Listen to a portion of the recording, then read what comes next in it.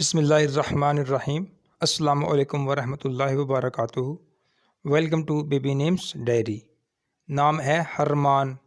हरमान नाम के इंग्लिश में स्पेलिंग है HARAMAN। हरमान। हरमान नाम की जिन्स लड़का है। हरमान नाम लड़कों के नामों में शुमार किया जाता है और हरमान नाम का मज़हब मुस्लिम है। हरमान नाम मुसलमान लड़कों का नाम रखा जाता है और हरमान नाम अरबी ज़बान का लफ्ज़ है। हरमान नाम का उर्दू में मतलब है मक्का और मदीना और हरमान नाम का इंग्लिश में मतलब है मक्का एंड मदीना।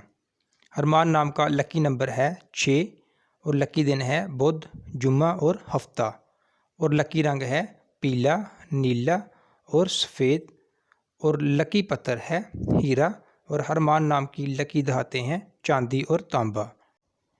इस तरह की मज़ीद अच्छी वीडियो देखने के लिए हमारे चैनल बेबी नेम्स डायरी को सब्सक्राइब करें और बेल आइकन को भी ज़रूर प्रेस किया करें ताकि हर नई आने वाली वीडियो आप तक बआसानी पहुंच सके। वीडियो को लाइक और शेयर कर दें। शुक्रिया।